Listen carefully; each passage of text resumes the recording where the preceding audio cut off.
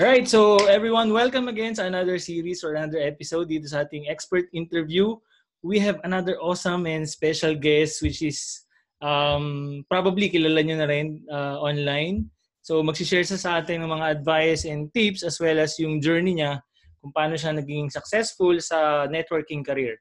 Okay, so yung field of study or yung field of specialty niya is hot na hot sa market ngayon or in demand sa market ngayon. So I'm sure marami kayong matututunan at marami tayong mapupulot sa taon na to. Okay, so our guest for today or our expert guest for today is Jess Primero. So we've been chatting online, para na rin kami magkapatid, although hindi pa kami nagkikita in person, pero we've been chatting matagal na rin. Okay, so naging friends kami online kasi nga nagtuturo din siya ng mga aspiring network engineer, and then he's the founder of the Zero Slash na blog or page kung napansin nyo, as well as the Network Industry PH na group kung member kayo. So mamaya bibigyan natin or isasama ko yung link or all those information para makuha nyo. Okay, so hindi ko pahabain pa. Let us hear directly from us. So our experts for today, Jess Primero. Bro, welcome sa CCNA Philippines Expert Interview Series. Wow, thank you. Thank you, Billy. So, thanks for having me. So, hello sa lahat ng students or members ng CCNA-PH. So, hello sa lahat yun. So, hopefully, makapagbigay ako ng mga useful tips and advice, either technical or non-technical career, which is usually yun naman yung ginagawa ko. So just sharing lang either sa technical side or non-technical. Particularly sa so, confident ako na tama. So confident ako na marami kaming mapupulot na aral and tips and advice na mula sa'yo. So before we kick off, so can you share us sino ba si Jess Primero or ano ba yung pinagkakabalahan niya these days? Okay, so first and foremost, gaya ng sabi mo nga, so ako nga yung I run the website or blog na zeroslash.io, or most people would parang actually interact with me through yung Facebook page ko kasi doon nandun yung action, nandun yung karamihan sa mga nag-follow or nagsasubscribe sa akin. So sa Zero Slash na Facebook page. And then yung sa blog ko na rin. So siguro yung pinaka basic lang na introduction dun sa ginagawa ko is I run yung free networking basics na webinar series. So yun yung parang paano ba? Yun yung first entry kumbaga nung mga nagsasubscribe sa akin or mga nagpa-follow sa akin dun sa Zero Slash. So usually dun nagsa-start. But then I also share mga tips, mga blogs or articles ganyan. Either technical or non-technical about network automation. Kasi yung network automation, yun yung pinaka-background ko talaga. So, although yun yung specialization ko, kumbaga hinahaluan ko pa rin ng yung network fundamentals kasi I believe doon nagsa-start ang lahat. I'm pretty sure you would agree. So, since you teach yung CCNA curriculum nga.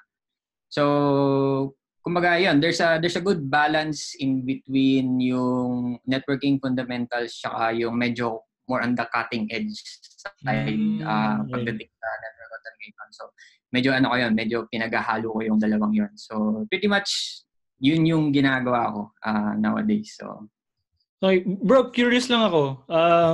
Bakit Zero Slash? I mean, meron bang pinanggalingan yung Zero Slash? May mga nagtatanong yan, pero hindi ko masyado.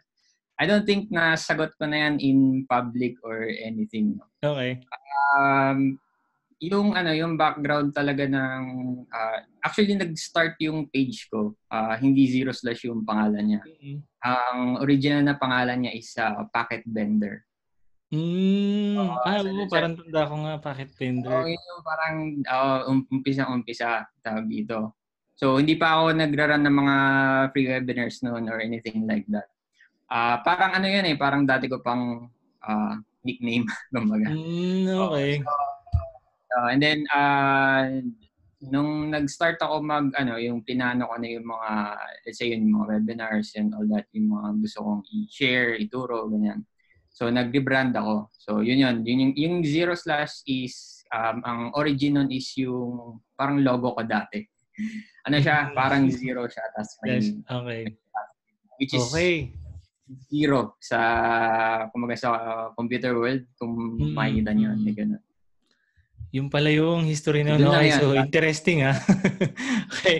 So, thank you for that share. So, unang-una niyang shinare yan dito sa atin, guys. So, we're so lucky to hear that background. No? Yes, So, anyway, una nga. so, how about your career? So, kumbaga, paano ka nag-start? Nag-graduate ka ba ng IT or talagang, I mean, ano yung naging unang trabaho bago ka napunta sa network and then automation? Can you share a little bit of those?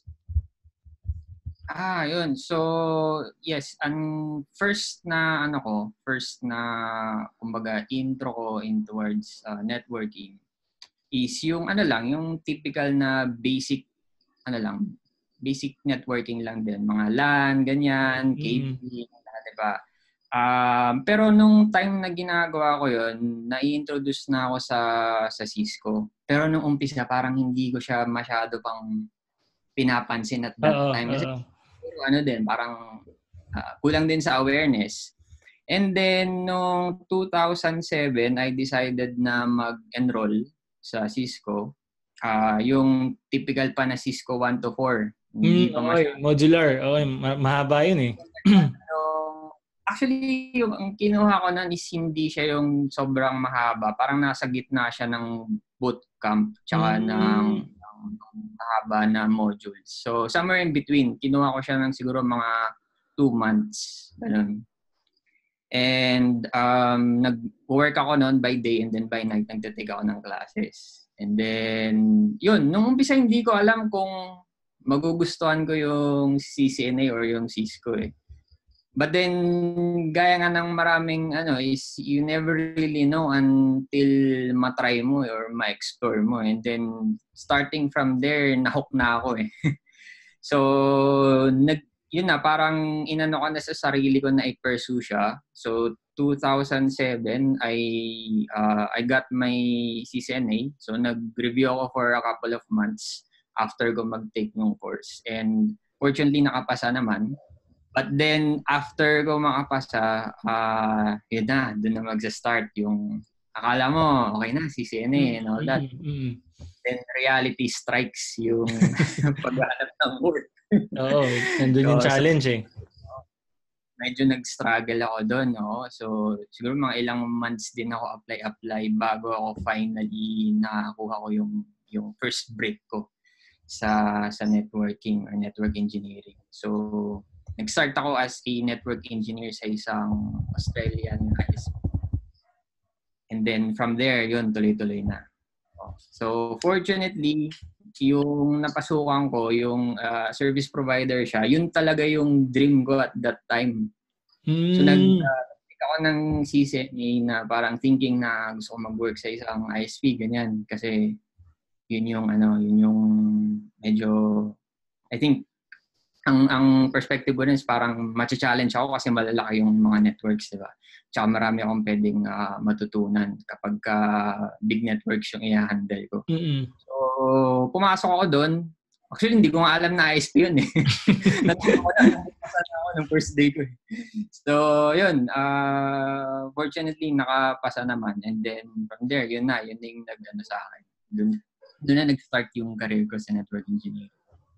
Wow, very inspiring, bro. So, tulad din ng iba, no? Kasi marami rin ang nagtatanong na sa una kasi talagang wala pa dun yung wala pa dun yung kumbaga drive mo to really go into this path. Kumbaga, nalilito ka pa kung anong path yung kukunin mo kasi lalo na kung talagang zero background or zero knowledge ka from managed networks. Kasi minsan parang, ano yun? Di ba? Ano yung Cisco? Ano yung ganito, ganyan.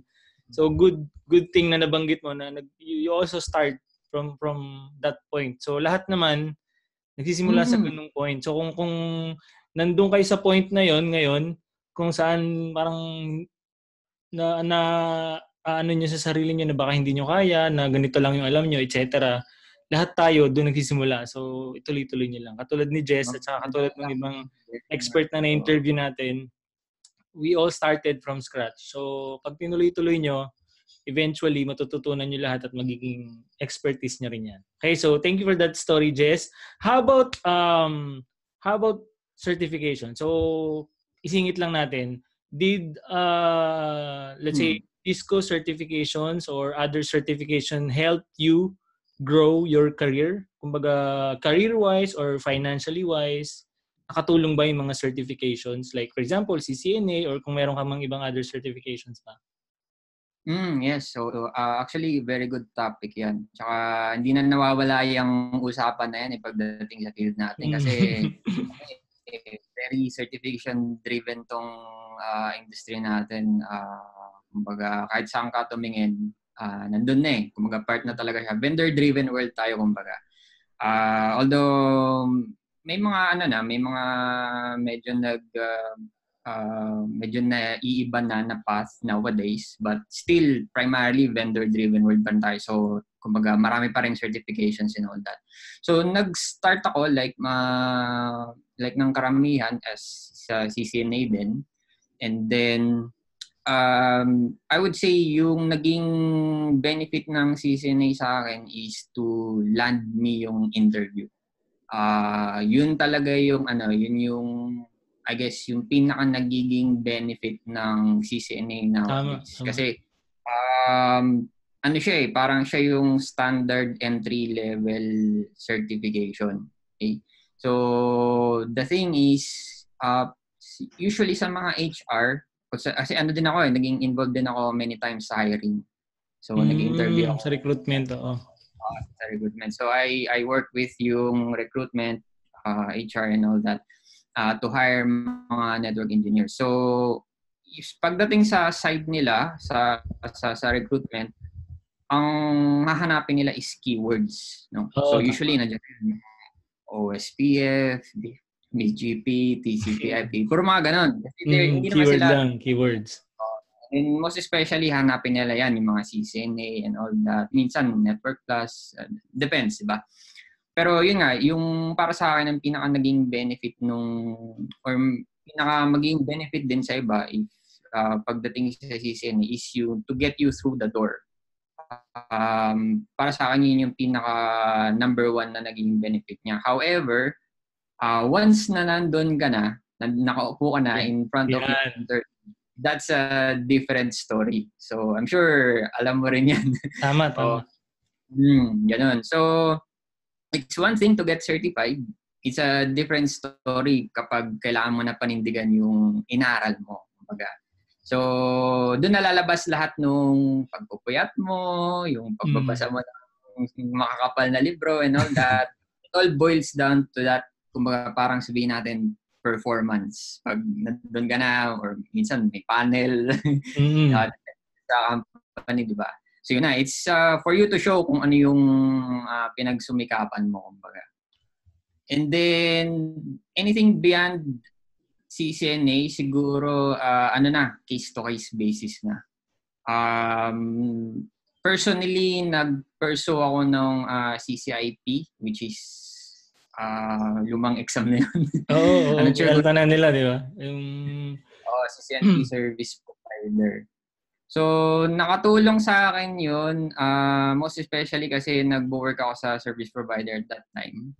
So, for exams yun, yung routing, and then tigi-tigisang exam specifically on MPLS, BGP, and QoS, Quality of Service. So, na-complete ko siya in the span of 3 years during that time, nung nasa ISP na ako nag-work. And then, during that time, nung kinukuha ko siya, nag-automate na ako nun. So, parang tinapos ko na lang and then after that, nagtuloy-tuloy na ako sa automation. Kung nakatulong yung CCIP or not, I would say nakatulong siya in terms of technical know-how and to really understand yung network na hinahandle ko at that time. But then, pagdating doon sa pag-a-apply na after doon, I think hindi na siya masyadong naging bearing after that time. Kumbaga hindi siya, importante siya pero hindi siya siguro naging as a bigger, kumbaga factor compared sa CCNA as yung nagsisimula pa lang ako. Kasi at that time, na ako nun may 4 years, 5 years experience na ako nun at that time. So apart from being certified, meron na rin akong kumbaga service provider experience. So kumbaga hindi siya na-complement lang siguro yung experience ko. Pero depende yun, no? Kung nasang lugar ka na sa career mo. Kasi if say, for example, nag-take ako ng another certification, let's say security at that time, probably mas malaki yung impact ng security track sa akin dahil nga hindi yun yung day-to-day na ginagawa ko. So it just so happen na day-to-day ko kasi yun din yung sinertify ko para sa akin. So parang naging complementary lang siya in my case.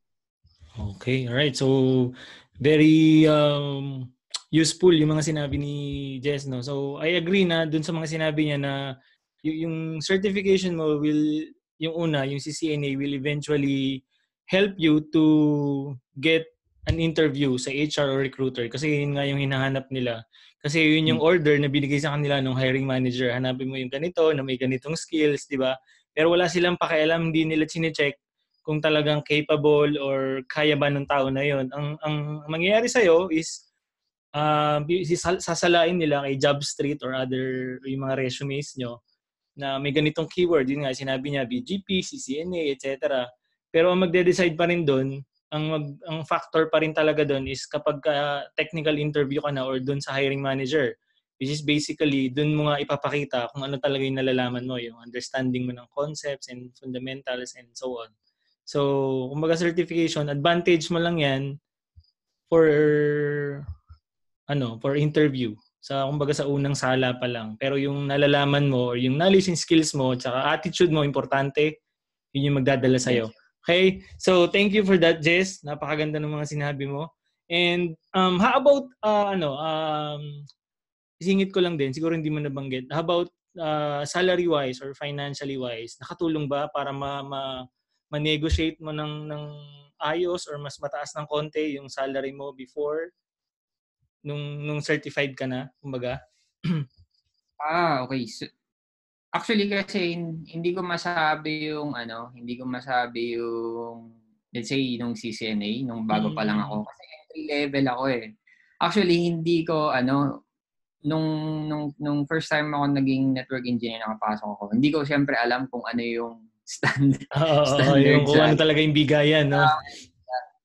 Hindi ko alam. In fact, kung hindi ako nagkakamali, yung asking ko nun is versus nung actual offer, mas mataas yung offer. Kasi nga wala akong wala akong idea. Hindi ko talaga alam. So sabi ko, okay, di ba? Parang kumbaga parang bonus na lang kumbaga since na-exceed yung expectation ko. Ngayon, yung let's say, pag nagkakaroon ka na ng konting experience, ilang years of experience, medyo nagbabago yung labanan dun. Kasi magde-depend siya kung paano ka nagpro-progress sa skill set mo. So, it doesn't mean na, let's say, certified ka in this or that. For example, I think it boils down dun sa yung paano mo i-form or i-shape yung yung experience mo. So dito na papasok yung mga medyo intermediate or advanced stuff when it comes to parang yung ini-strategize mo na yung skill set mo, for example. So, kuha ka. Kumbaga nag-specialize ka na or something, di ba? So, kasi malawak eh, di ba? Sobrang lawak. Ang dami mong pwedeng puntahan na path, no? So, parang doon ka na magkakaroon ng identity, kumbaga, pagdating sa ano mo. So, yung technical skill set mo, actually, even yung non-technical stuff, is very important din. You'll start to form yung pagiging unique mo. Kasi pag nag-start ka, pare-pareho kayo eh. Parang pare-pareho yung standard. Parang pare-pareho kayo ng ito yung pinag-aralan, fundamentals, yung basics and all that. But then as you progress dun sa career mo, you start to form your own unique identity, skill set, yung parang toolbox mo, ito yung toolbelt mo, ito yung mga kaya kong gawin and all that. So dun na nagkakaroon ng differentiation. Alright. So dun na magbabalik yung kumbaga paano mag-increase yung salary mo. But actually yung pagdating sa like yung money, salary and all that, ang perspective ko kasi pagdating dyan is para sa akin mas importante na i-focus ba lang yung pag-improve nung skill set mo, yung pag mold nung different skills mo, and then yung money will just follow para sa akin. Kasi ang nagiging mistake ng karamihan is yung pag hinabol mo at the very early stage ng pera. Ng pera. Pwede siyang mag-work in your favor but for sure hindi siya magiging long term. Kasi ang mangyayari dyan is yung actually medyo sensitive to, no? So hindi ko alam kung I don't want to make it parang masyadong negative, no? Pero yung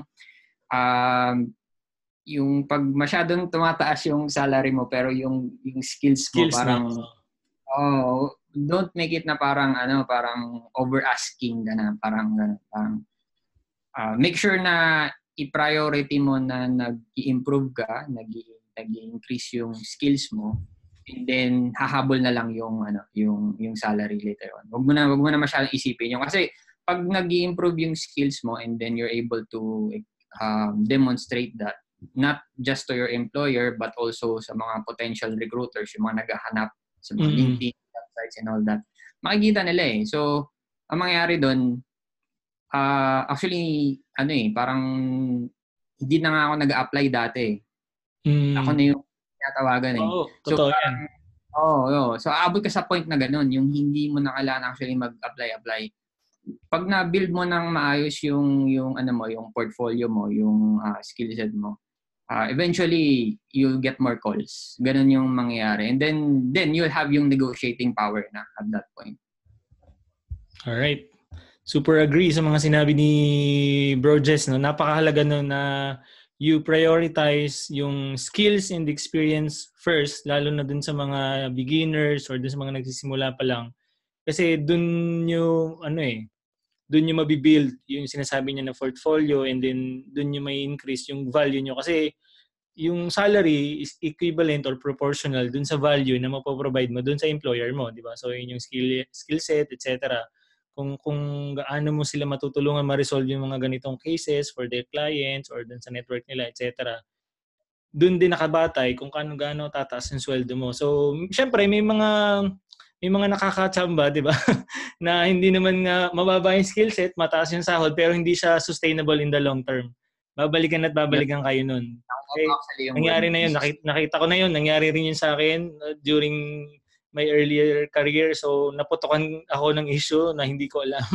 Di ba yung mga ganon? So, prioritize niyo yung skill set at saka yung experience na makukuha niyo, lalo na sa mga beginners and fresh graduate, and then money will follow kasi eventually when you become more valuable, sabi nga ni Jess, kayo na yung mismong tatawagan, kayo na yung mismong hahanapin ng mga recruiter pag nakita nila yung credentials nyo, yung portfolio nyo, tapos yun nga, napatunayan nyo na kaya yung gampanan yung mga ganung tasking responsibilities. Okay? So thank you for mentioning that, Jess. Napakahalaga nan kasi ngayon nabubulag yung mga, or kumbaga nahahype, di ba? Nahahype yung mga newcomers na, uy, mag-certified kayo, uy, uso yung hot yung ganito, automation, malaking sweldo, etc. etc. Ang problema, kumbaga, nandun yung expectation ng salary, pero yung skill set nga, naiiwan. So, kailangan, proportion sila, or unahin nyo yung skill set, susunod dyan, yung salary nyo, tataas din yan. Okay? Right. So, how about this? Nabanggit natin kanina, nadaanan natin na networking or IT field is so vast. Okay, napakalawak. Okay? Tapos pag hinati mo sa network, napakalawak pa rin, napakadami. Napakadaming vendors ngayon, dami na, dumami na. And then napakadaming tawag dito, technologies na pwede mong pag-aralan, pwede mong maging specialization. So anong ma-advise mo? Like, for example, aspiring network engineer ka, like, kumbaga nagsisimula ka pa lang, fresh grad, or kumbaga ngayon pa lang ikaw naging curious na ito pala yung gusto mong tahakin na field or kumbaga career in the future. Anong ma-advise mo? Like, for example, kailangan ko bang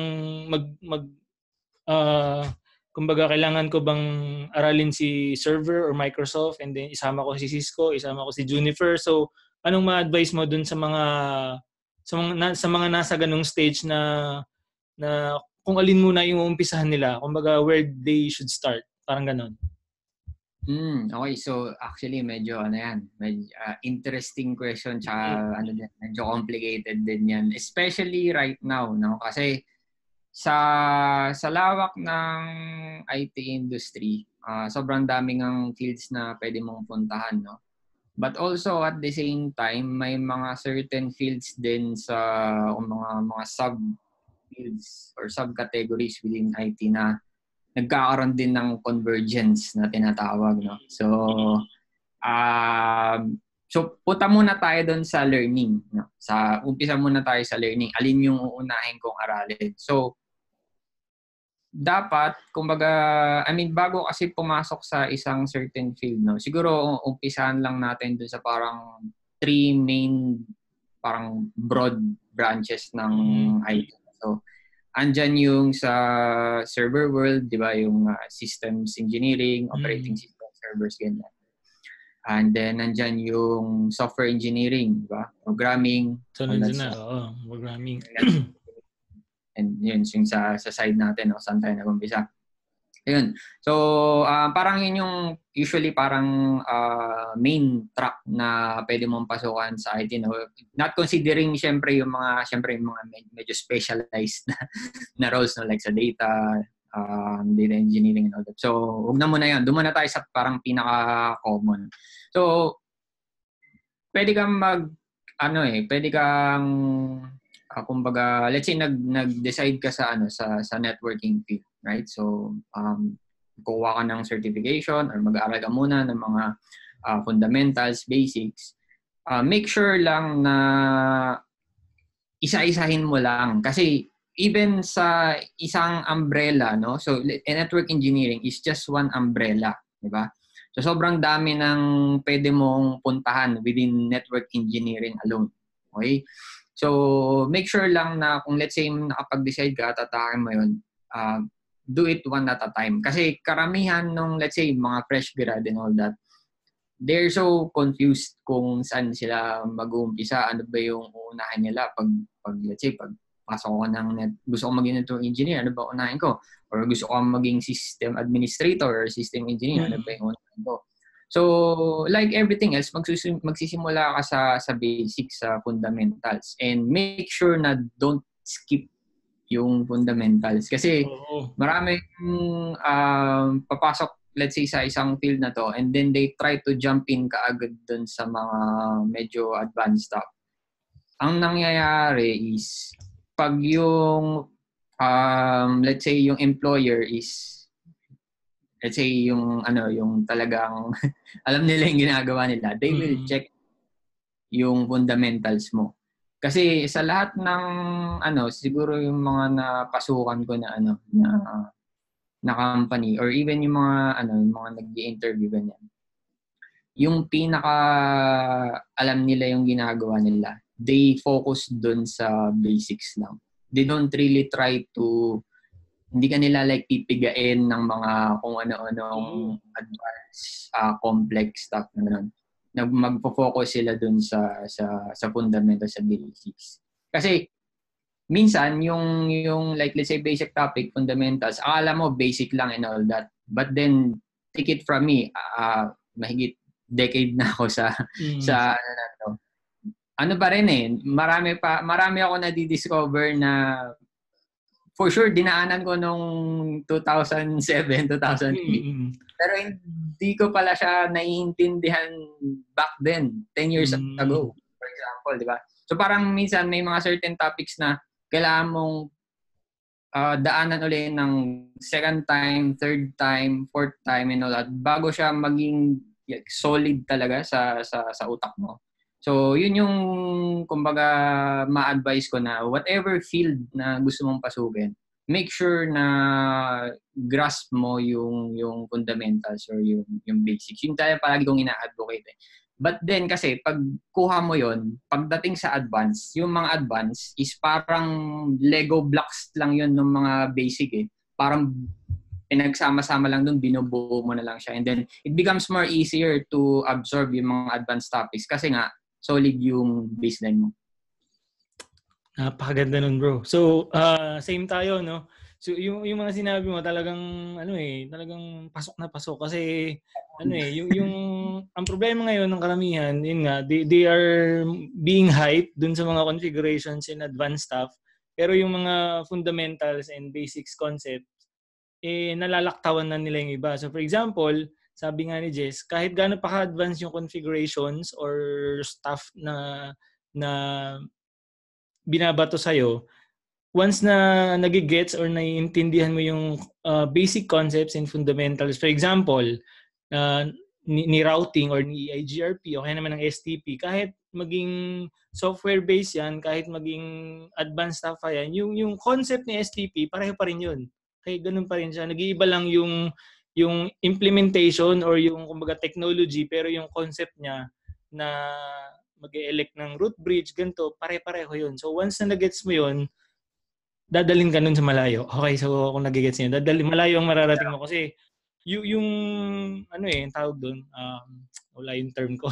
So yung parang yung click sa sarili mo, ganun pala yun. Okay, yun pala yun. Kasi katulad ni Jess, nangyayari sa akin minsan kasi as instructor, as kumbaga advocate ng CCNA, may mga topics na hindi ko naintindihan before, tapos nung tinuturo ko na, nire-review ko syempre, doon ko, ganun din pala yun, yun pala yun. So, talagang babalik at babalik sa'yo or talagang magkiklik kapag nakuha mo yung whole concept or yung fundamentals na, may intindihan mo na kung bakit ito yung pinili ni router, 'di ba? Kasi ganito yung mga routing protocols na naka-install sa kanya, yung mga ganon. So, it all lies down, sabi nga niya, like a Lego, yung pundasyon mo, katulad ng building, patibayin mo muna. Yun yung mga basics and fundamentals. Importante yun, napaka-importante. Oo, bro. Napaganda ng sinabi mo. So, how about, nabanggit mo, no? So, try to focus on basics and fundamentals. How about, for example,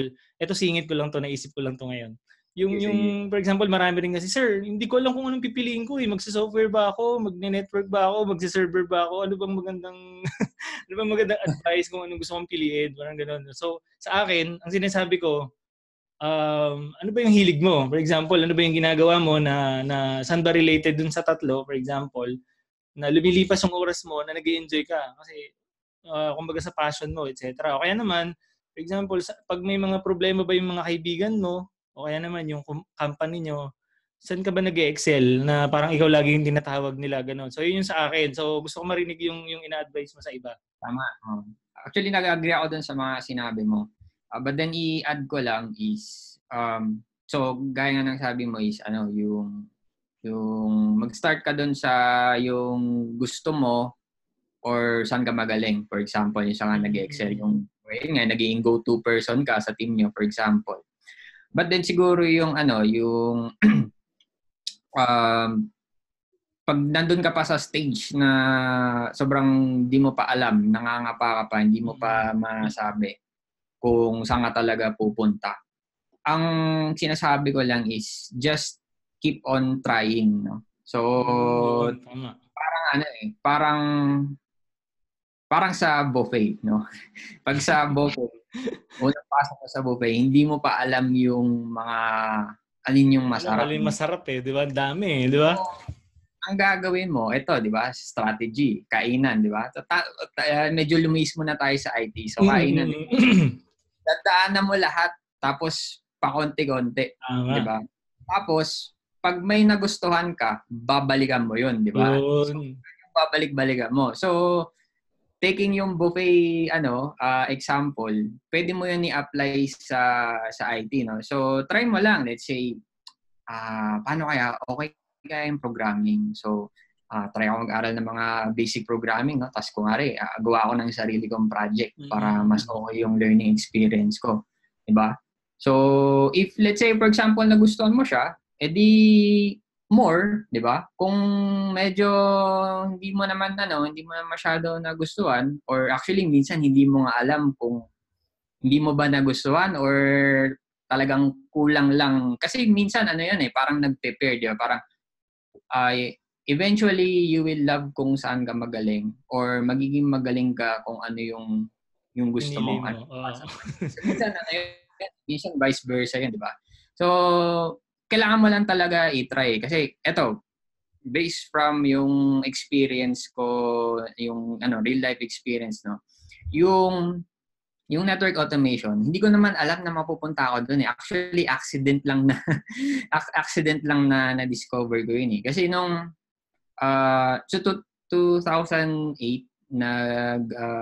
una ako naging network engineer. And around siguro mga 2010, nag-start ako mag-program, mag-automate ng mga tasks, no? And yung reason behind that is yung network kasi namin noon. So, we were responsible doon sa backbone ng ISP. Yung ISP kasi, yung growth niya is sobrang bilis. Mm-hmm. So, parang every year ata, nagdo-double yung traffic and all that. Kaso, hindi kami dumadami. Like naging problema ng mga kasi parang small team lang kami noon eh. Parang hindi kami ganong karami na network engineer. So we had to be resourceful kung paano namin paano kami magko-cope up dun sa workload, di ba? So in my case ako, parang nagkakaroon ako ng mga iniisip na parang kailangan ko ba talaga gawin to araw-araw pa ulit-ulit?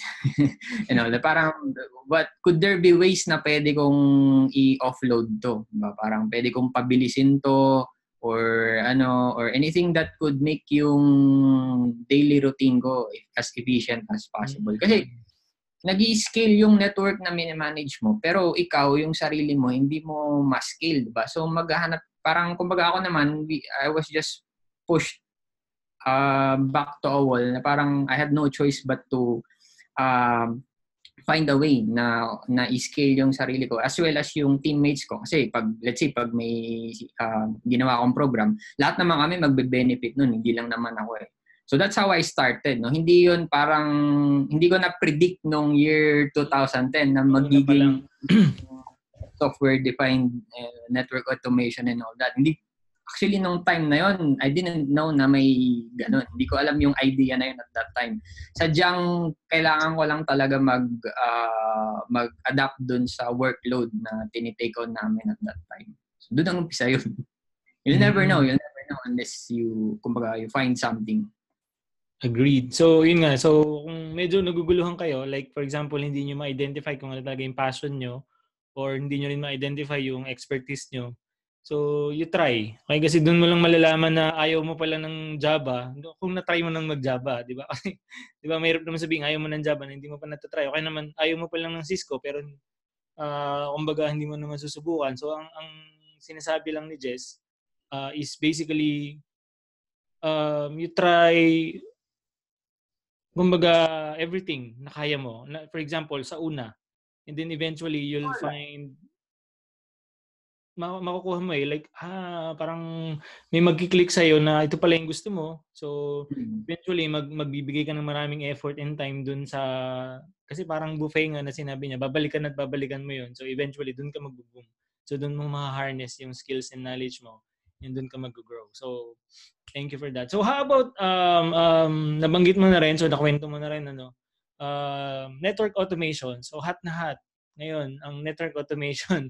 Okay, so, can you give us a brief overview or kumbaga, pag sinabi kasing automation, nakala natin yung iba is basically kumbaga more on programming side na parang wala kang gagawin, di ba? So, can you give us how it is being, kumbaga, brief overview, what is an automation or kung paano natin ginagamit sa network? Okay. So, katulad nung shinare ko kanina, yung network automation journey ko, nag-umpisa lang talaga ako out of necessity. No? So, yun yung pinaka basic na pwedeng gawin ng isang nag-start sa network automation. Granted na you already have yung foundation, no? Kasi may mga nagtatanong din sa akin about network automation pero hindi pa talaga sila parang hindi pa nila nadaanan yung basic networking na, for example, CCNA ganyan. So before you even jump dun sa sa network automation, kumbaga i-ano mo na muna na solid yung network mo kasi unang-una paano mo i-automate yung yung network kung hindi mo alam yung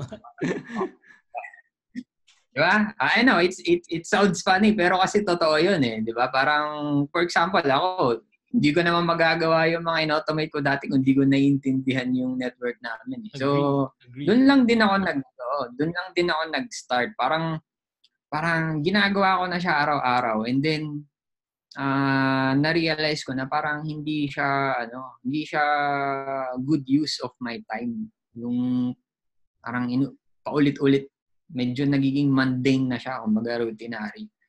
And then tapos dumadami pa, nagiging tumataas yung workload mo. So parang napilitan ako maghanap ng ways na i-scale yung sarili ko.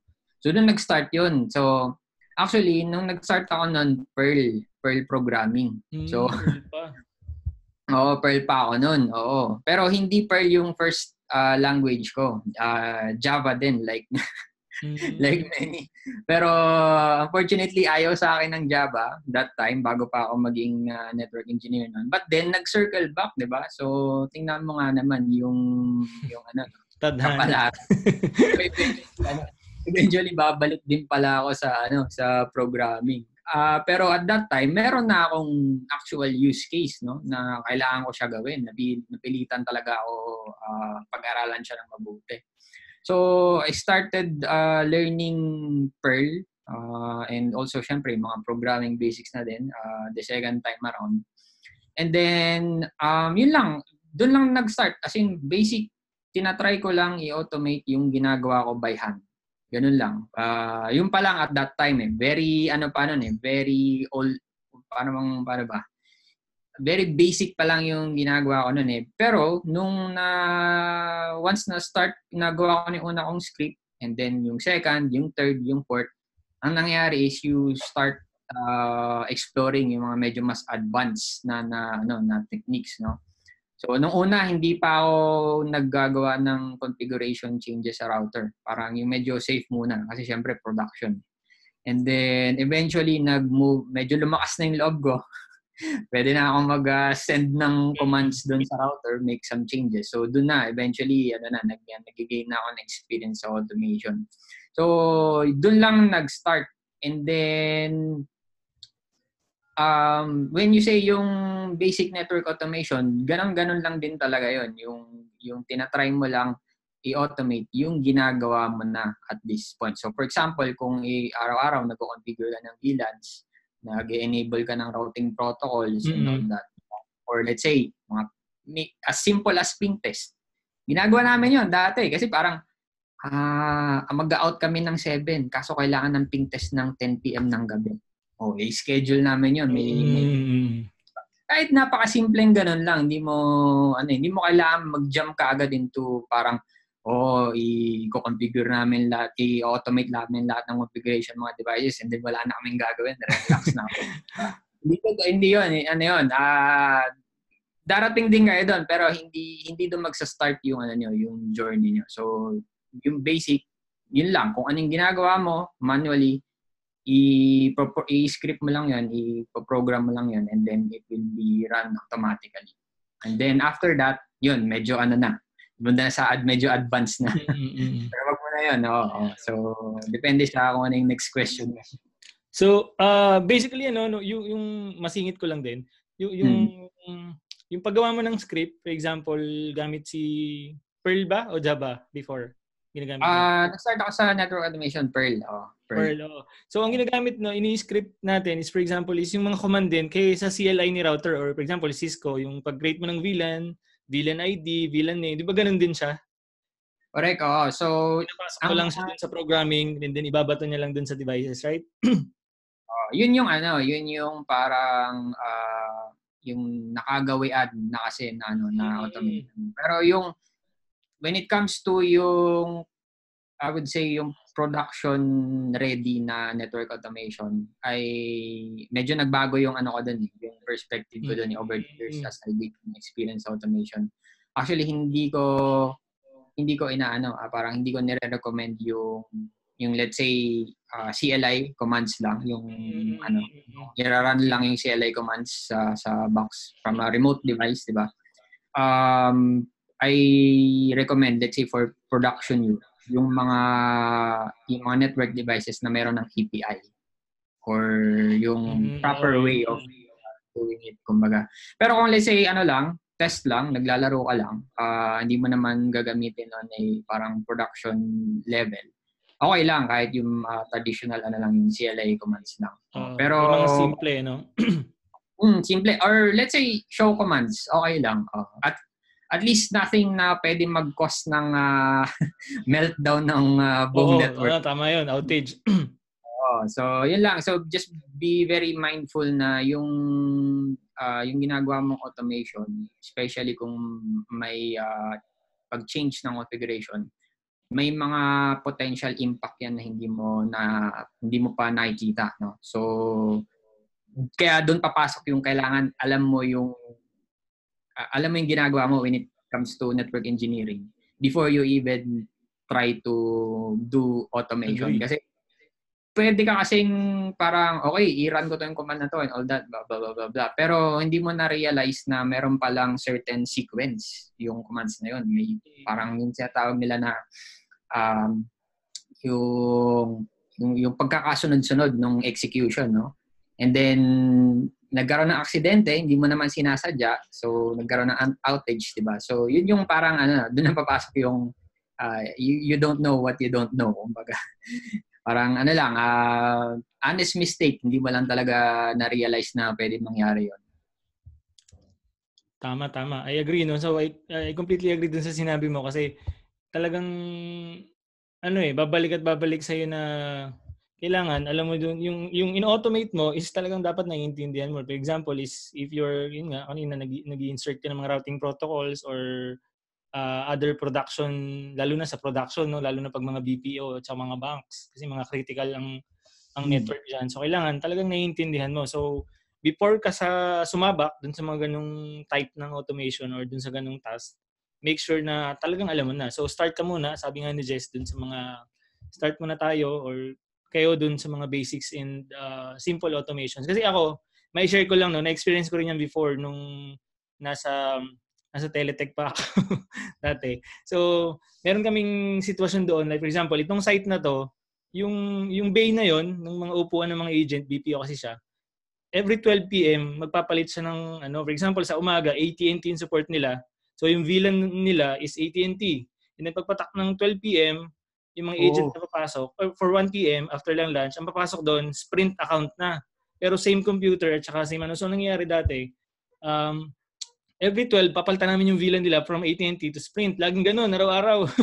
Kasi kulang yung stations, pero sobra yung agent, ganun yung style. Yung AT&T sa umaga, Sprint sa hapon. So, ang nangyari, parang napagod kami. Na-realize namin, may marunong din dun sa grupo namin na mag-script. Hindi ko alam kung anong pangalan ng language na gamit niya. Pero hindi siya Perl . meron kaming automation backup dati na pwede kang mag-insert ng HPNA yata ang tawag doon. I'm not sure kung familiar ka. HPNA siya. So, HP product ba yan? HP product siya ni HP. Yeah. Pero pang-backup talaga siya. Pero meron siyang feature na pwede kang mag-insert ng mga simple script. Like for example, yung port, i-change mo ng VLAN. So, yun. Nagawa namin yun. Ang naging issue namin doon, which is matatawa ka, talagang tawa kami ng tawa. Honest mistake nga, sabi mo. For example, di ba? So, si agent, 12 na, AT&T, mag-out na dapat siya ng 12 kasi magla-lunch sila. Tapos sa 1, kailangan ma-change na namin yun before 1 p.m. to sprint na VLAN. Ang problema, pag mga nalulong call si AT&T agent, biglang napuputol kasi automatic sinechange na namin yung VLAN niya, di ba? So, ang tagal namin na-realize na ang nagkakos pala ng outage is yung automated script namin. Every 12:30, magpapalit na siya ng VLAN. So, tama yung sinabi mo kanina, kailangan naiintindihan nyo kung paano siya gumagana. Kasi ganun yung nangyari sa amin eh. Naggawa kami ng simple script na, for example, after 12 or 12:30 exacto, yung AT&T VLAN o yung port na yun kung saan nakatusok yung station, from AT&T VLAN magiging sprint, automatic yun. Eh ngayon, may mga nalulong call, di ba? Ibig sabihin, na-extend yung call ni AT&T. May kausap pa silang customer. Yung port nila, maalis na sa AT&T, mag-sprint na. So, madadrop. Laging putol. So, ang tagal namin, parang ilang araw din namin. Ay, yung script natin, mali bro. So, in-explain namin yun. Honest mistake. So, wala na lang namin. Pero, in your career, may experience yung mga ganun simpleng problema pero na-overlook nyo kasi parang naging kampante kayo. Kumbaga, yun yung mga parang senaryo na with good intentions naman yung ginawa mo. Pero may mga certain scenarios lang na hindi talaga na-consider. Kumbaga, honest mistake. Una okay eh. Sabi, parang proud pa kami. Uy, wala na tayong gagawin. Kasi ilang stations din yun. Parang kulang-kulang 100. Di ba? So, kung manual mo isi-change, dami. So, nung nagawa namin ng una, okay. Walang nag-outage. Eh, nung mga sumunod na araw nga na naglo-long call, doon na nagka-problema. So, ayun. So, anyway, segue natin yun. Segue natin yun. So, mabalik tayo. Yeah, mabalik tayo sa network automation. So, nabanggit mo kanina, you're using Perl before. So, how about now? Ano ba yung mga makabagong Python na ngayon, etc.? Ano ba yung mga magandang aralin? Or for example, makakatulong sa career ko. Let's say, for example, I'm aspiring network engineer na gusto ko mag-focus sa automation. Ano yung magandang aralin na pwede kong magagamit in the real world sa market or sa industry ngayon? Okay. So, although nag-start ako sa Perl, eventually around 2013 nag-transition ako sa Python. For the reason na yung mga network vendors kasi halos nag-ano na sila lahat eh, nag-agree na lahat na Python yung isusupport nila. Although mayroon naman ibang languages na sinusupport. Pero yung naging pinaka-common is yung Python talaga. And yung community din kasi maraming mga network automation libraries or network-related na Python libraries na supported, no? So, kumbaga naging siguro it made it easier para sa mga network engineers na mag-Python na lang instead, since yung support niya sa mga different networking tasks, particularly network automation, is well supported sa mga different vendors. Actually, naging decision namin yun dati nung team ko. Wala na ako dun sa pinag-upisahan kong ISP nun, lumipat na ako. Yung nilipatan ko kasi is multi-vendor environment. So halo-halo. Cisco, Juniper, Alcatel-Lucent, halo-halo siya dun. So we had to converge in isang programming language na pwede namin gamitin para sa lahat. Para sa lahat na. Hindi naging okay yung Perl for that particular goal. So, and then at that time nagiging na rin medyo nagiging parang na rin yung trend ng network automation at that time. So nagsusulputan na yung mga programming libraries, particularly sa Python. So doon kami nag-stick, and yun yung ginamit namin for automating a multi-vendor environment. So halo-halo 'yon. Iba-ibang mga brands, iba-ibang mga networking vendors. And then kung magsisimula ka, ang unang-unang mong kumbaga iisipin diyan is yung basics din ng Python, like networking fundamentals, mag-uumpisa ka rin sa fundamentals ng programming kasi kahit sabihin natin na yung mga kasi may mga tools for example yung mga Ansible, yung mga ganyan, yung mga framework, marami diyan tools or mga frameworks na pinapadali na nila yung pag-automate nga ng network, no? Actually hindi lang naman yung network, kahit yung mga server din. But then eventually you will find yourself na kakailanganin mo rin yung networking na programming knowledge talaga. Kung gagawa ka talaga ng application na pang-automate ng network. Kasi in my case, nung dati, yun nga, lalo na sa nilipatan ko, hindi lang naman hindi lang naman ako nag-automate lang ng para sa sarili ko lang. Gumagawa talaga ako gumagawa kami ng tools na gagamitin ng iba, ng ibang network engineers. Magiging yung tool ng mga network engineers sa company. Yun yung gagamitin nila. So I wasn't just doing it for myself, no? I was doing it for the organization. For the employer na, di ba? Lahat gagamitin lahat sa implementation, even sa NOC. Sa inventory, di ba? Kasi kami tanda ko, nag-request din kami ng automation for asset yung ino-automate na nila, pinupull up nila sa network yung mga devices, no?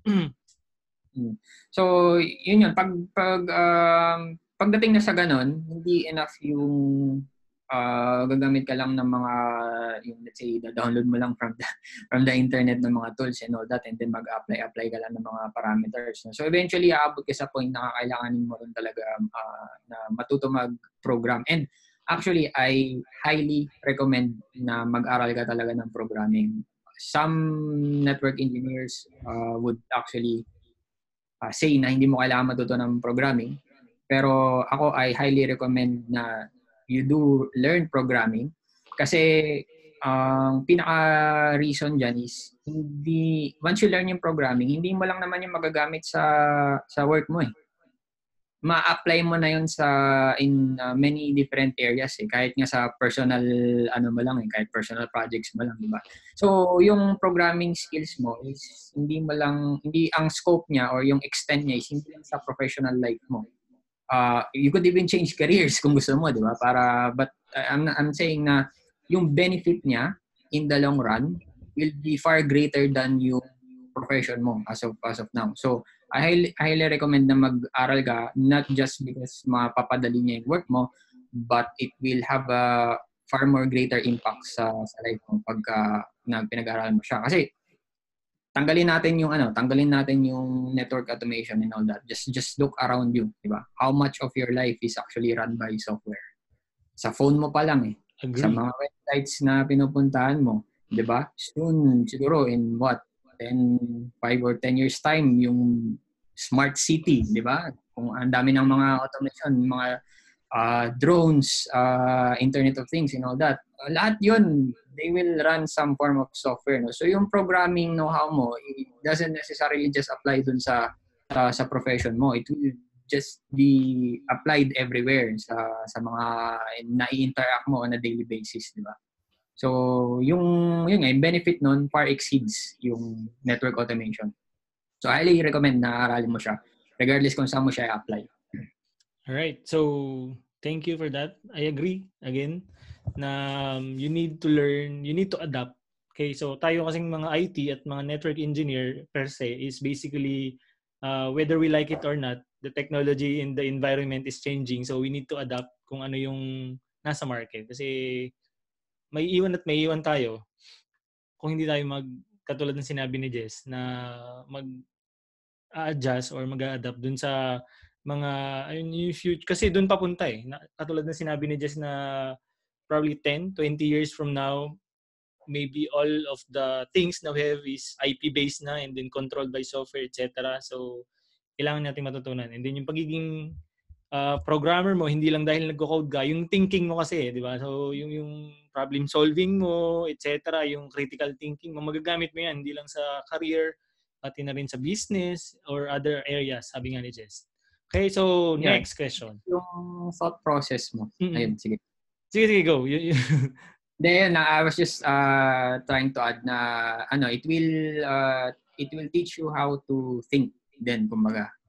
Yun gaya ng sabi mo, how to solve problems, how to apply certain solutions in different types of problems na medyo nagbabari lang. So yung pagiging applicable ng knowledge na yun is very wide kumbaga. Magagamit mo siya in many aspects of your life.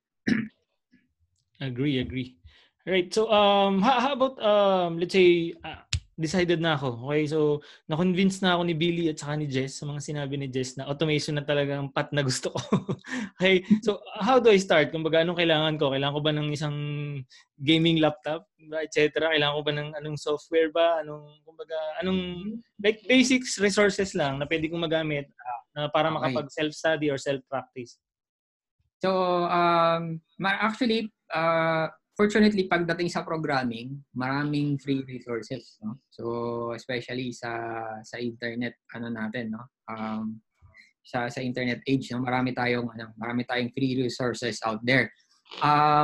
So kung ang goal mo lang is to study yung programming, yung basics ng programming, marami diyan. So, nandiyan na yung mga websites na nagtuturo ng programming ng, let's say, Code Academy, mga Codecamp, ganyan, mga ibang website. Pero when it comes to yung specifically for network automation, may mga different resources din out there. However, magde-depend siya dun sa sa kung minsan siya ang nangyayari vendor specific Darating tayo sa usapan na yun kasi yung industry kasi natin is pa rin highly vendor driven kumbaga. Pero may mga Python network automation libraries na vendor agnostic. So fortunately may mga so maybe we can share din yung mga Python libraries na yun later on. Pero yun nga, start with yung Python basics and then eventually you would want to go to yung mga paano gamitin yung mga network automation libraries kasi para mas madali. You don't really have to reinvent the wheel. May mga naggawa or nag-write na ng code para doon sa mga network automation tasks. And then yung naman yung on the other end of it, diba? Kasi ikaw nasa side mo, ikaw yung naglaro ng program. Ang gusto mo namang maging goal is to interact with your device, yung network device, right? So it could be a Cisco device, it could be a Juniper device, it could be many different types of vendors, no? So one thing na magiging importante doon is yung tinatawag natin na API or yung application programming interface. So yung pag sinabi nating API, ito yung way kung paano tayo makipag-interact doon sa network device. Paano ba natin siya kakausapin, diba? From a program. Okay? So meron akong code, meron akong program. So paano ko kakausapin yung device na nandun sa other end of the network, yung remote network device. So how would I interact with it? So usually ngayon, at least yung mga major vendors, they already support different types of APIs. No? So unang-una na dyan is yung NetConf. I'm not sure if narinig na ng mga students mo yun, but something that they can explore. No? So NetConf. So it's a protocol or known standard API supported. Actually, sa Juniper out of the box supported yung NetConf. So it's one form of API. Meron din yung iba na nagsusupport ng REST or RESTful API na tatawag. REST API. Puro naman mga HTTP calls, no? So in a similar way kung paano tayo nag-interact with web servers or websites. So ganun din, same protocol din, di ba? So may mga ganun, yung mga pinaka-common NetConf and yung mga RESTful APIs, HTTP based. Yung mga pinaka-common na how we would interact with the network devices. So apart from yung alam mo na, yung marunong ka mag CLI. So a CLI is also one form of how we interact with the network device, diba? Although yung CLI is intended for humans, diba? Yung API naman is intended for software. Diba? So you talk to the network device via netconf or via REST APIs through yung program mo. Dun ka mag-interact with yung network. Yun na yung pwede ka let's say, gusto ko malaman yung output ng show interfaces, for example. Gusto ko makita yung list ng network interfaces. It's just a different approach, no? So, kung dati, show interface nito, etc. yung ginagawa mo sa CLI, merong equivalent din yun pagdating naman sa mga APIs. No?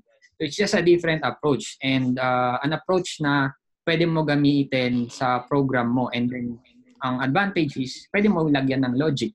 Pwede ka mag-if ganito, run this command, ganyan, else, ganyan, ito naman yung gawin mo. And then, pag nakuha mo yung output, pag nakita mo na if yung interface is ganito, let's say, mababa lang yung current traffic, which is suspected walang gumagamit.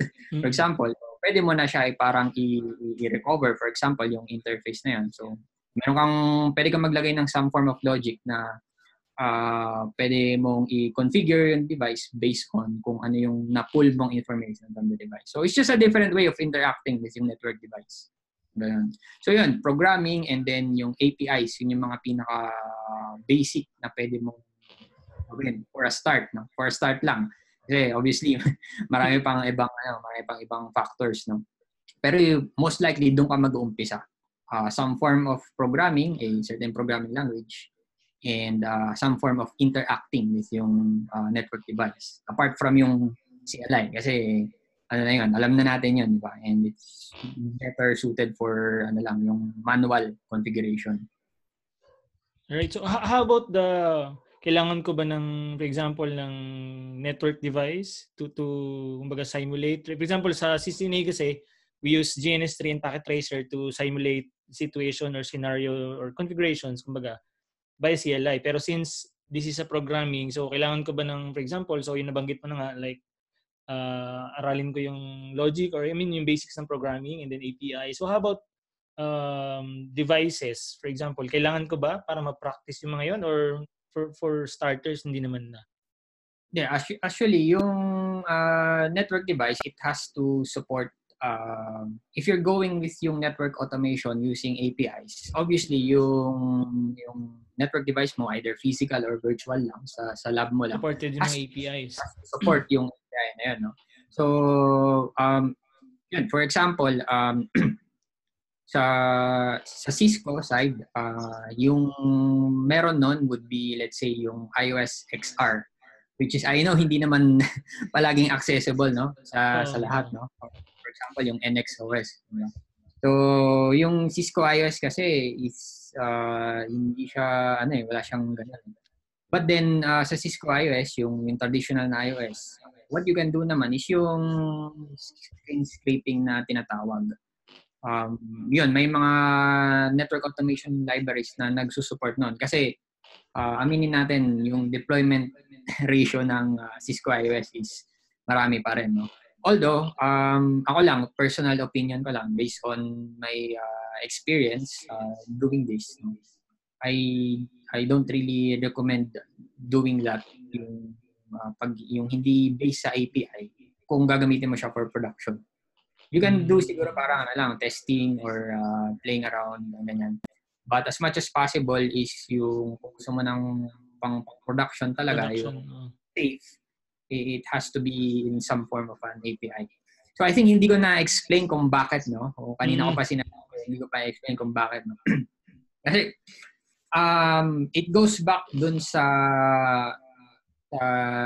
reliability nung ginagawa natin. So let's say for example, may in-automate tayo na task. Let's say for example, parang nag-configure lang tayo ng VLAN and then between two switches, no? For example, in-automate natin yun. Ngayon, nung na-deploy yon through yung script and then nagkaroon ng problema or whatever it is, something went wrong, di ba? Hindi natin ine-expect. Question na mag-arise dyan is, how do you undo yung rollback? Ano ka magro-rollback? No? So possibly meron kang ginawang rollback procedure na naka-prepare na if let's say error, for example, di ba? Run rollback, for example, di ba? Pero what if mali din yung rollback? Rollback mo? Kasi yung rollback mo is based dun sa yung dineploy mo pa lang, di ba? So, parang yun lang yung reverse nung kaka-deploy mo pa lang. Mali yung dineploy mo. Let's say, mali yung name or keyword, di ba? For example. Or yung number ng VLAN, for example, di ba? So, posible din na mamali din yung rollback mo. So, that's really not a good way of implementing network automation for production use, no? So, what you would want is, let's say, a automatic undo. For example, pag may na-encounter na error. Diba? Supported yan sa mga APIs, for example, especially sa Netcom. Yung commit, for example, diba? Not unless na i-commit mo, hindi magiging permanent yung change na ginawa mo. So, another thing is yung pagiging multi-device niya, diba? So, let's say, pag nag-automate ka kasi, hindi lang naman yan typically well, pwedeng simple as one device lang, pwedeng 2 devices, pwedeng 3 devices. We can't really tell, no? Papasok na tayo dun sa medyo, parang medyo high level of automation na, parang orchestration na tinatawag. So, minsan, ang goal nung gusto nating automate is to deploy a service. Hindi lang parang mag-configure ng VLAN sa isang box, for example, but to deploy a end-to-end service, no? So, you want to consider yung change mo as one change. Kahit sabi mo pang 2 or 3 different devices siya dineploy. Ngayon, pag let's say nag-success yung device 1 and then success yung device 2 pero nag-fail yung device 3, anong mangyayari? Diba? How do you roll back yung device 2 tsaka yung device 1? Diba? How do you say na parang, oy, mali, parang parang retreat. Retreat. Wag natin abort mission, kumbaga. So, paano mo gagawin yun, di ba? So, you're only able to achieve that when it comes to yung mga APIs katulad ng Netcom, which supports yung mga ganong klase ng techniques or approach. Pwede niya kasing i-treat yung isang, sabihin natin, transaction. Okay? So, yung isang transaction mo is to update device 1, update device 2, update device 3. Pag may nag-fail kahit isa lang doon, rollback lahat. Diba? So, yun yung mga types of things na parang we want to make sure pag katulad ng mag-deploy tayong automation for production. And it's better than using yung mga APIs. Kasi pag ginawa mo yun sa CLI, minsan yung CLI, di ba, pag binato lang ng binato ng script mo, tapos may maling isang line sa gitna, tutuloy pa rin siya dun sa... Tuloy-tuloy siya. Tuloy-tuloy siya hanggang sa matapos. Hindi mo mapipigilan yun. Unlike pag, let's say, it supports an API, yung API is transaction-based. It's either good lahat or mali lahat. Ang tawag natin doon is yung atomic change na tinatawag. It's either ma-deploy siya or hindi. So, dapat mag-succeed siya as a whole, as a isang buong transaction. Kung may mali kahit isa lang, isang part lang, hindi siya dapat magtuloy. So, yun yung reason kung bakit medyo I don't recommend yung at least for production purposes, no, yung pag-automate nung sa CLI lang. Medyo nakakatakot, no? Especially kung critical yung yung services na pinaprovide nyo. No? Siguro kung yung hindi masyadong ginagamit na switch diyan, parang pinaglalaroan nyo. Practice mo na, practice. Or if you can simulate the scenario, mas maganda yun. Magawa nyo muna, kumbaga, sa matest nyo muna sa ibang environment. Kumbaga, meron kayong lab or test lab para bago nyo i-deploy sa production, na-test nyo na. Kasi, tama si Jess, once na dineploy nyo sa production at nagkaroon ng impact, masakit sa ulo. Masakit sa ulo. Hindi mo kasi mapipigilan yung Actually, yung difference na yan between CLI and API,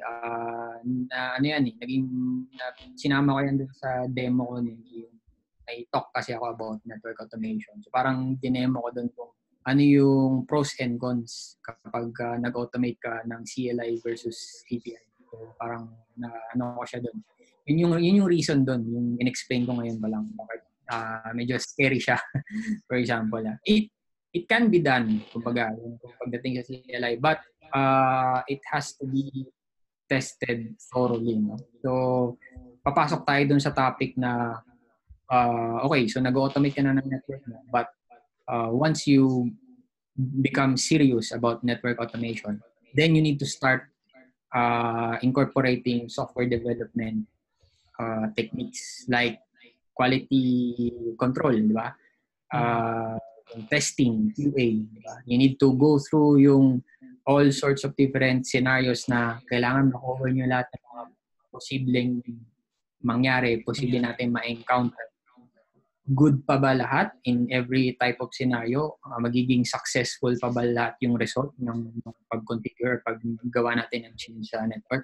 Or hindi? Dadaan yun sa yung mga different cycles or different stages of testing bago nyo actually ilagay sa production. So it has to be dumaan muna sa QA, kumbaga, or software testing, or yung regression testing, yung uulitin nyo lahat ng mga scenario na alam nyo so far, every time meron kayong ginawang changes dun sa code. For example, yun, yung mga software development practices, lahat yun maging applicable na rin pagdating sa yung ganitong ano. So if you're really serious about it, if your company implementing network automation seriously, hindi lang yung ano talaga, yung medyo ano lang, try lang muna. No? So, eventually, you will adapt software development practices.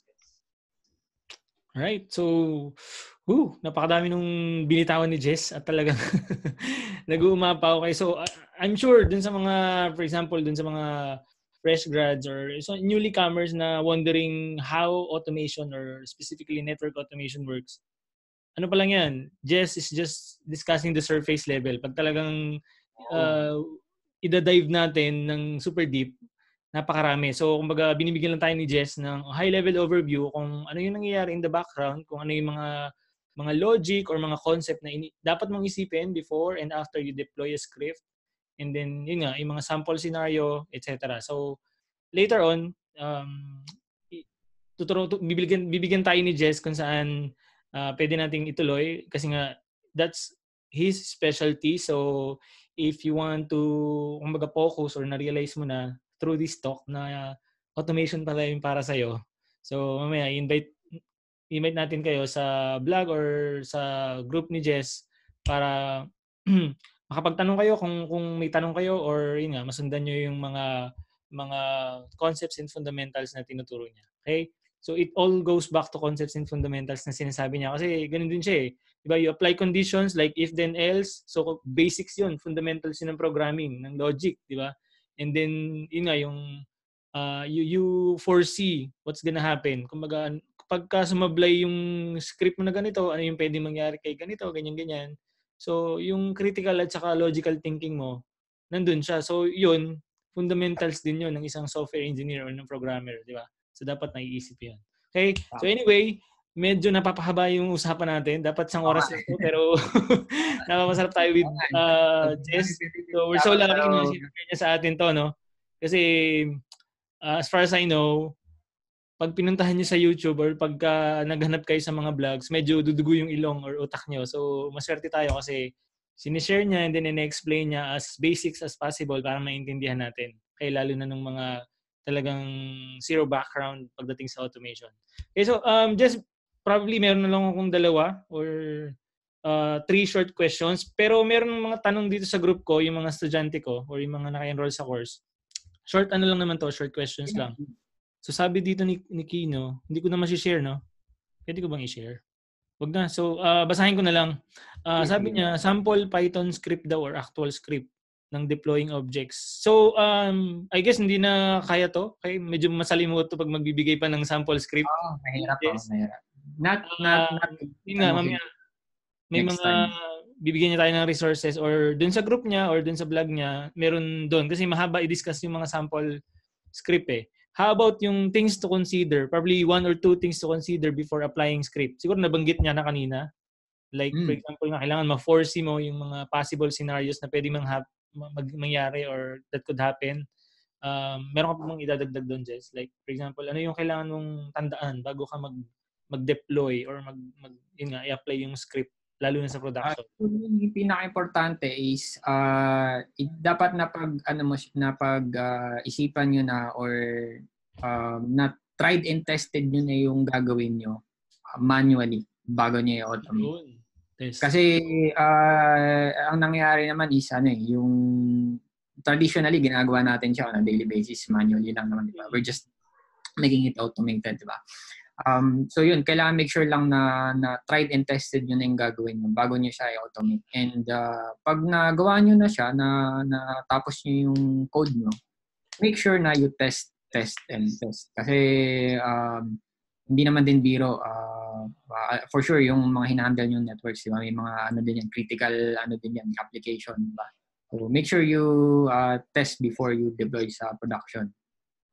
Yeah, so katulad yung nabanggit namin kanina, mas maganda siguro meron kayong test environment kung saan doon yung ginagawa before you apply to production. Kasi pag production na, involved na yung pera. So every outage, yung company, you lose money or trust sa client. So pangit naman yun, di ba?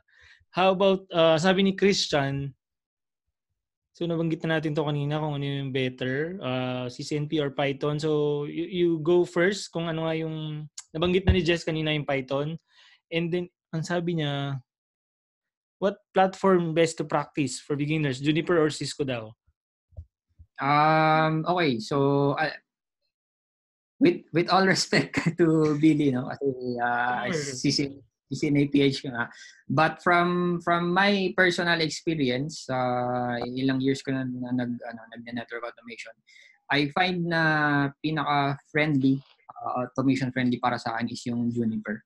Yung naging, kumbaga, kasi tapat-tapat ko sila eh. Actually, hindi lang naman Cisco yung na-experience ko when it comes to network automation. May iba ding vendor. For example, Alcatel. So, however, yung siguro naging lang doon is yung pagdating sa Cisco, I would say yung different types kasi ng OS yung nagiging issue usually.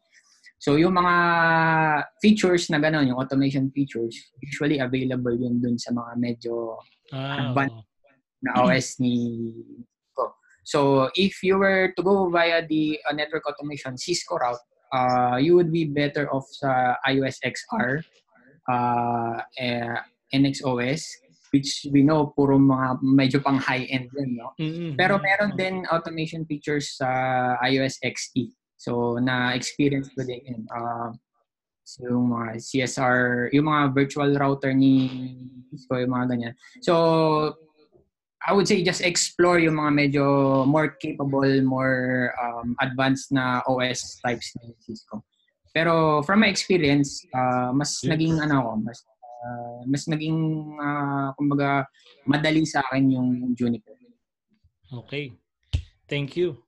So, how about recommended learning resources for Python aside from Zero/.io? Maraming free actually. One free resource na ma-recommend ko is Codecademy.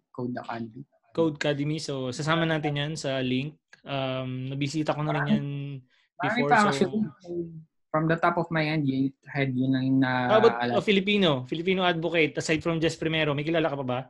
Parang ikaw pa lang no? So, yung mga peers ko, pero hindi sila nag-teach eh.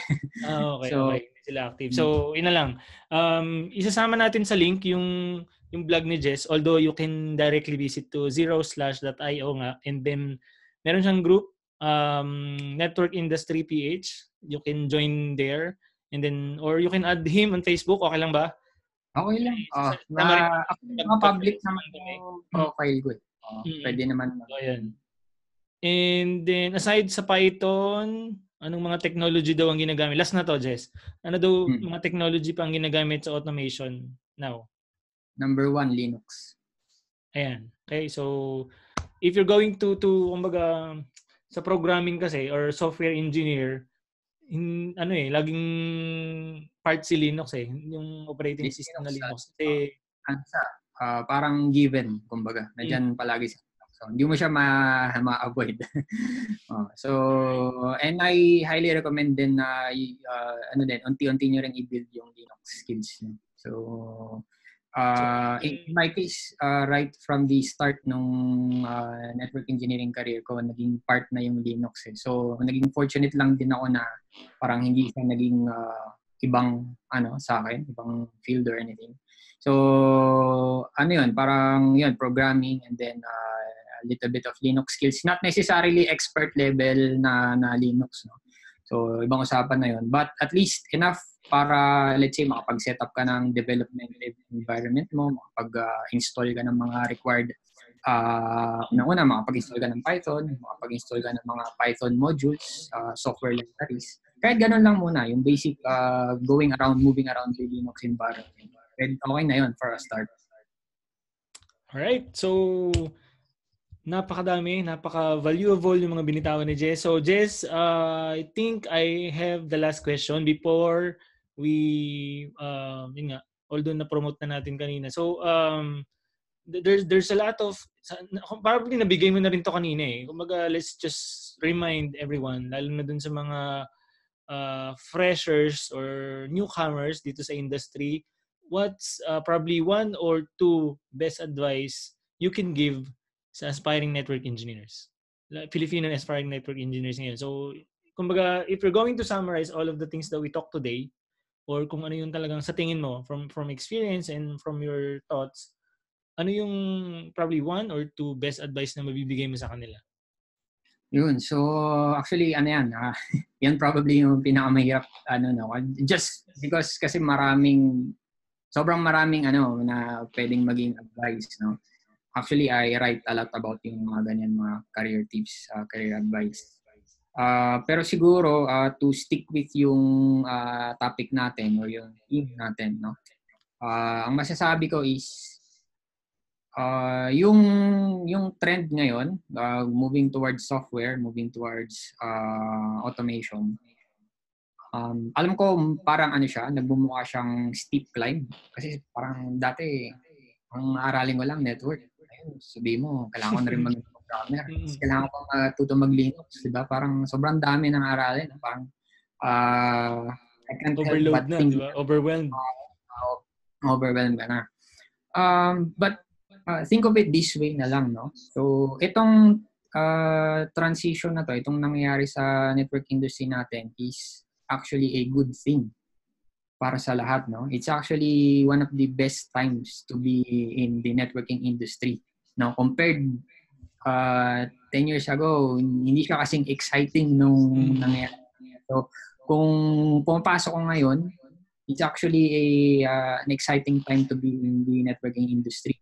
So, ang masasabi ko is, although mukha siyang ang dami mong aralin, ang dami mong kumbaga aakyatin na mountain, no, na pag-aaralan, treat it as an opportunity. Kasi ang mangyayari is dadami lang yung pwede mong pasukan. Everybody will have their own place dito. Kasi mas nagiging rich yung yung industry natin. So marami kang pwedeng pasukan na specialization and marami kang pwedeng opportunity na i-differentiate yung sarili mo, diba? So isa lang yung automation, marami pang pwedeng mag-branch out dyan, di ba? Pwede kang mag-focus sa automation ng network security, di ba? Pwede kang pumasok sa, let's say, I don't know, hindi ko pa nga narinig to. How about yung mga sa voice, di ba? For sure, meron din pwedeng i-automate dyan, di ba? Kami, before ako mag-leave dati, meron na kaming ina-apply na automation sa load balance kay F5 eh. So, din siya, di ba? So, yun. Pero hindi ko na siya natuloy or yun nga, nawala na ako doon. Ngayon, I've heard na meron na silang mga nakalatag na script dun sa load balancer or F5. So, tama si Jess, maraming options. So, maraming options. So it's so much richer today compared before, no? So, take it as a opportunity. Instead of parang ma-overwhelm kayo na parang ang daming So, when it comes to learning, ang lagi nyo lang iisipin is yung mga aralin na yan, nandyan lang yan. Diba? So hindi mo kailangan i-pressure yung sarili mo na parang kailangan ko aralin lahat yan. Kasi trust me, sa tagal kaya kami ni Billy, di ba? Parang you will never know it all eh. Hindi mo talaga maaral lahat eh. Hindi So ang mo mangyayari master yan. By the time na sabihin mong na-master mo na, may bago na. So, ang isipin mo lang or ma-advise ko is ano lang, focus yung sa learning part. Tsaka eventually, ang mangyari, once na nahanap mo na yung path mo, medyo nahanap mo na yung identity mo sa industry, stay in your lane. Diba? Parang mag-decide ka na ito yung i-push. So, although, kumbaga yung rin, forte mo. Kasi hindi mo kayang i-master lahat eh. Pipili ka ng isang path kung saan ka mag-i-stick. Kumbaga, hindi naman ibig sabihin na tatalikuran mo na yung iba. So, kumbaga, meron kang basic knowledge ng Linux, ng routing and switching, pero pipili ka ng isang path, either software or yung sinabi kanina ni Jess, pipili ka kung saan ka mag-i-specialize. Kasi doon ka mas mag-grow kapag ka nakafocus ka doon sa path na yun. Go. Actually, for beginners, mas advisable sa first at least 5 years ng career mo is to specialize, to narrow down. Kasi it speeds up yung progress mo, climbing up the ladder, no? And then later on, pag meron ka nang na-build na specialization, pwede ka na mag-branch out. Explore ng mga iba. It's not to say na hindi ka mag-aaral once in a while ng iba-ibang topics, ganyan. But, just to be aware, just to explore. And then, kasi yan eh, constant yan eh, fine-tuning yan eh. All throughout your career, you will find yourself na tinatry mo i-fine-tune yung mga skills mo, yung career path mo, no? So, di yan natatapos sa, na-reach ko na yung ganito, ganyan. Tuloy-tuloy yan. Ako hanggang ngayon, ganun pa rin. Pina-fine-tune ko pa rin yung mga inaaral ko, yung mga skills na tinatry ko kumbaga, aralin. Alright. So, napakagandang advice. Right? So, I guess with almost 2 hours na talk, siguro naman marami na kayo napulot. So, this interview is just a paid seminar sa iba, and we're giving it to you for free. Maraming salamat kay Mr. Jess. Pinagbigyan niya tayo. Alam natin na busy siya, pero naglaan siya ng oras para sa atin. And kasi ako, kahit pa paano, ma-admit ko, meron na akong experience sa real world scenario or sa network. Pero dun sa mga binitawan or sa mga senior ni Jess, marami pa rin ako natutunan. So, lalo na kayo. I'm sure marami kayong natutunan dito. And sabi nga ni Jess, just keep on learning, and eventually, huwag niyong i-pressure yung sarili niyo. Hindi naman pabilisan to, hindi naman pagalingan, hindi padalian, di ba? Hindi pagalingan. Kumbaga, you have your own pace kung saan ma-achieve mo yung talagang destined or yung talagang career level na deserve mo. Okay? So, it all depends on your effort, pero hindi mo kailangang i-pressure yung sarili mo. Okay? So, again, Jess, maraming salamat. Before we let you go, dun sa 2 oras na talk natin, do you have any, kumbaga, product or services or upcoming seminar? So, nabanggit na natin kanina yung blog niya is zeroslash.io. Kasama ko yung link sa dito sa baba ng interview or sa notes natin. And how about courses or yung group or yun nga, if you have upcoming seminars, please share. Yun, so sa upcoming seminars, wala pa so far, no? Pero I'm trying to put together, no? Pero so I think it's too early to share anything. Pero siguro abang-abang na lang. I do have a course which is ang pangalan niya is Learn TCP/IP with Python. So there's 2 keywords there. So unang-una is yung TCP/IP, which is the foundation of almost everything. So dun yung makikita yung advocacy ko for network fundamentals, no. And then yung Python. So gumawa ako ng course na pwede kang matuto ng network fundamentals, yung mga core building blocks ng how computer networks work. in a way na nagpo-program ka rin. So, actually, hindi ko na-realize na pwede ko pala gawin yun noong una eh. But then, I found a way na pwede siyang maging interactive. So, the reason why is yung, share ko lang, no? Alam ko medyo kulang na tayo sa oras. But, kasi yung pag nag-aaral kasi tayo ng yung basic, yung fundamentals ng networking, especially TCP/IP, usually book lang eh, di ba? Usually binabasa mo lang like theory. So, what I wanted to have is yung way na pwede kang mag-interact with yung inaaral mo. Especially nga yung TCP/IP using yung programming. So, fortunately, merong way to do that with Python. And then, apart from that, I wanted to teach something na pwedeng magamit agad. Kasi I know, for sure, Billy, you would agree, CCNA is a bit of a long journey. Diba? Hindi siya 1 month or 2 months. Hindi. Mahapang journey siya, di ba? So, I realized merong parang middle ground na merong kang pwedeng aralin today na una is yung fundamentals ng networking, not necessarily routing and switching, but yung core building blocks ng networking na pwede mong gamitin the next time na pumasok ka sa work or the next time na meron kang job interview. And at the same time, it also prepares you of what's in the horizon, which is yung programming na. Kasi ang mangyayari is hindi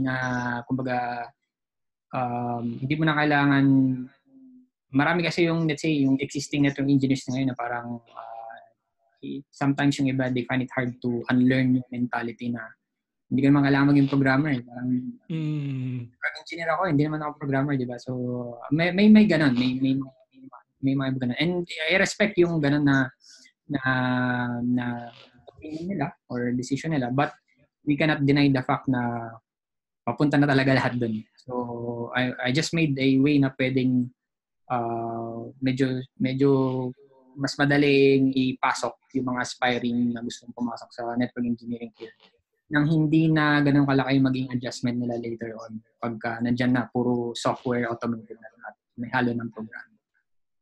So yun, so if you want to learn more about that, na-share na ni Billy yung website ko kanina, but also yung sa social media, active naman ako, sumasagat naman ako palagi doon.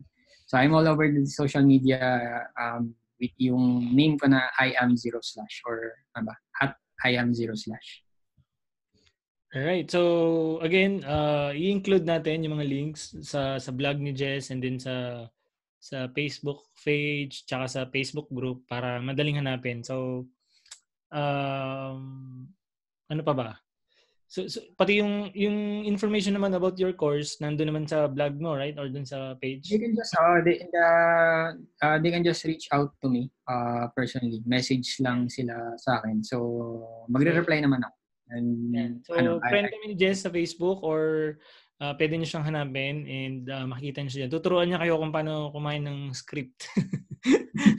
Hey, anyway, so I guess we're wrapping up na. I mean, we're finally done. So almost 2 hours. Usually, ang interview ko lasts only for 30 minutes to 45 minutes. Pero this one, since it's a hot topic at saka since it's a fellow creator din or content creator na nag-advocate sa...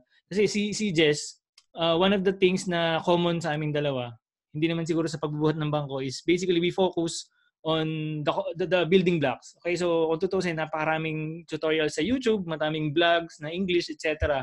Pero ang problema kasi, lalo sa mga Pinoy, is yung pag-intindi ng concept, yung yung sinasabi namin kanina, na basic and fundamentals. Kasi doon mo hugutin yung, kumbaga sabi niya, building blocks ng Lego, kailangan yung nasa ilalim mo is yung matitibay. Maganda yung pundasyon mo para pag level up mo is basically you can grow as much as you can kasi na solid yung foundation mo. So that's what we're after here sa pagtulong, hindi lang sa ibig sabihin hindi lang sa pag-share ng knowledge kundi para ma-encourage kayo, para matulungan kayo na na ang networking, so routing and switching sa CCNA or automation is an exciting career, is an exciting journey. So, yun nga.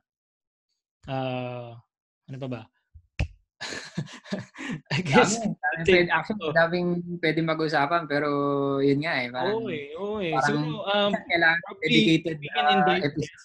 So, since dito kasi sa course namin, sa mga students ko, one of the things na meron kami is yung ginawa namin yung last week. Nagkaroon kami ng first meet up namin ng mga estudyante. Hindi lang lahat naka-attend kasi hindi na kaya ng lugar. Konti lang kasi yung kasya, 50 lang. So, na-max namin yon. Nag-invite ako ng mga colleague ko na-interview ko na rin before sila sa security and then sa voice. So, nag-talk sila. Probably we can invite Jess in the future meetup and small talk natin para mas mabigyan pa tayo ng actual demo or para ma-meet natin siya in person. Okay, kasi hindi ko pa rin siya na-meet. May demo. May demo yan. na. So, planuin natin yan. Okay, so sasama natin si Jess sa listahan. Okay, so Jess, any last word or anything you need to add? Wala naman. I'd just like to siguro say na kudos to you, Billy, for doing such a good job. Helping yung fellow Filipino network engineers natin and aspiring network engineers. No? So, yun, gaya ng sabi mo, hindi tayo nagkakalayo ng kumbaga advocacy or yung gusto nating gawin. No? So, yun, kumbaga, yung ginagawa ko, although I have a different specialty, iba lang yung niche ko, but yung similarity between our advocacies or yung goals natin. So, yun, I appreciate yung congrats sa ginagawa mo para sa mga fellow aspiring network engineers natin. And yung sa mga audience mo, sa mga students mo, so guys, maswerte kayo. Sabi ko sa inyo, maswerte kayo na merong katulad ni Billy na willing mag-share, no? Kasi maraming magagaling sa industry, no? Pero hindi natin kumbaga masasabi na lahat is willing gawin yung katulad ng ginagawa ni Billy. So yun, congratulations. Good job, bro. Thank you, bro. So, magkatulong tayo dyan. So, congrats din sa'yo. I know, probably nauna lang ako ng konti, pero I can see na, kumbaga, we're getting there. Okay, so magkatulong tayo, payayamanin natin tong industry na to as much as we can, kumbaga in our own little way. Kasi sabi mo nga, maraming expert dyan eh. Kung tutusin, I never claim to be an expert eh. Sinishare ko lang yung alam ko, and then yung alam ko makakatulong sa kanila. Pero ang problema kasi is konti lang yung willing mag-share at maglaan ng oras para matulungan yung iba. So siguro yun yung pag pinagkaiba natin na nandito tayo para tulungan yung iba. Okay, nalaglag yung mic ko. Okay. So yan. Congrats din sa group mo and then sa advocacy mo. Just if there's anything we can help, me personally and then on behalf of my community, so my community is also willing to help to spread the word and then para matulungan yung iba. Okay? So, I guess that's it. We're more than 2 hours. Imagine, this is the longest and the best episode so far. So, thank you again, Mr. Jess Primero, and see you soon. Okay? See you in person. Salamat. In person. Thanks, bro.